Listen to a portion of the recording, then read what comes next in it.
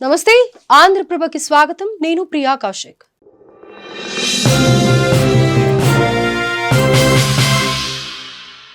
భారత్ దూకుడు game changer గా deep ocean mission మత్స్య 6000. చంద్రునిపై అనేక పరిశోధనలు చేస్తూ వస్తున్న భారత్ సూర్యునిపై అధ్యయనం కోసం ఆదిత్య L1 చేపట్టింది. ఆ తర్వాత అంతరిక్షంలోకి మనుషులను పంపేందుకు గగన్యాన్ కు శ్రీకారం చుట్టింది. అదే తరహాలో డీప్ ఓషన్ మిషన్ సముద్రయాన్ కు రంగం సిద్ధం చేస్తోంది. ఇంతకీ సముద్రయాన్ అంటే ఏంటి, నీలి ఆర్థిక వ్యవస్థకు ఇది గేమ్ చేంజర్ గా ఎలా మారనుంది అనే వివరాలు ఈ వీడియోలో చూద్దాం.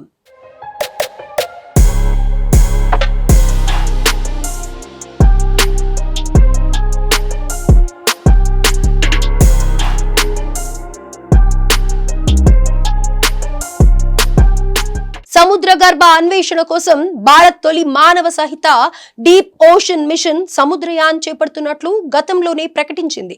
ఈ ప్రాజెక్ట్ లో భాగంగా శాస్త్రవేత్తల టీం సముద్ర మట్టం నుంచి సుమారు 6000 మీటర్ల లోతులోకి వెళ్లి పరిశోధన చేయనున్నారు. ఈ క్రమంలోనే సముద్రయాన్ కోసం మత్స్య 6000 అనే జలాంతర్గామిని రెడీ చేస్తున్నారు కూడా. దీని ద్వారా సైంటిస్టుల టీం సముద్ర గర్భంలోకి వెళ్లనుంది. 2021లోనే ఈ మిషన్ ప్రారంభం కాగా ప్రస్తుతం దీనికి సంబంధించిన పనులు జరుగుతున్నాయి.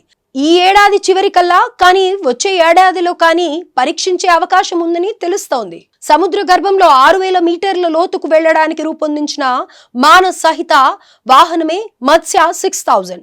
పైలట్ తో పాటు 2 సైంటిస్టులు కూర్చునేందుకు వీలుగా స్పియర్ ఉండనుంది. సుమారు 5 టన్నుల బరువు ఉండే ఈ వాహనాన్ని తేలికైన టైటానియం మిశ్రమ లోహంతో తయారు చేశారు.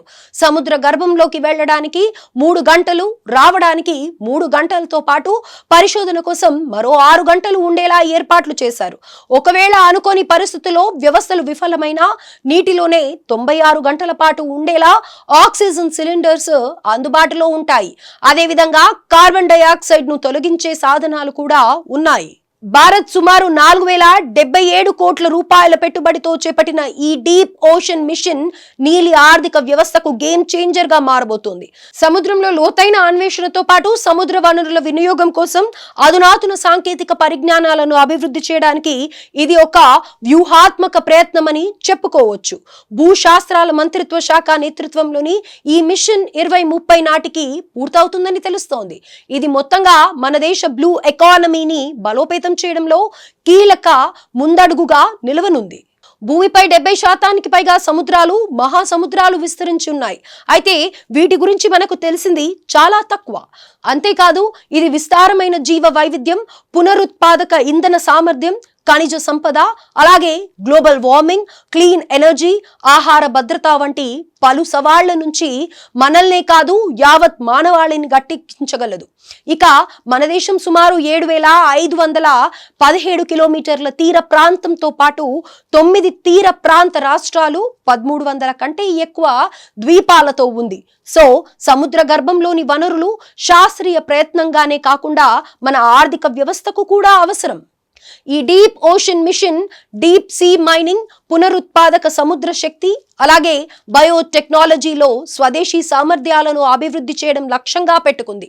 ఖనిజాల దిగుమతులపై ఆధారపడటాన్ని తగ్గించడంతో పాటు షిప్పింగ్, మత్స్య సంపదతో సహా సముద్ర పరిశ్రమలను బలోపేతం చేయడంలో ఈ ప్రయోగం కీలక పాత్ర పోషించనుంది. మొత్తంగా సముద్ర గర్భ అన్వేషణలో భారత్ ప్రతిష్టాత్మక అడుగుగా ఇది నిలుస్తుందని చెప్పుకోవచ్చు. అంతేకాదు ప్రపంచ సముద్ర పాలన, అన్వేషణలో మన దేశాన్ని అగ్రగామిగా ఉంచుతుంది.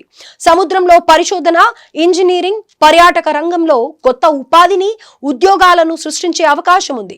అంతేకాదు ఈ సముద్రయాన్తో లోతైన సముద్ర డైవింగ్ నైపుణ్యం కలిగిన టాప్ 5 దేశాల క్లబ్ లో భారత్ చేరుతుంది.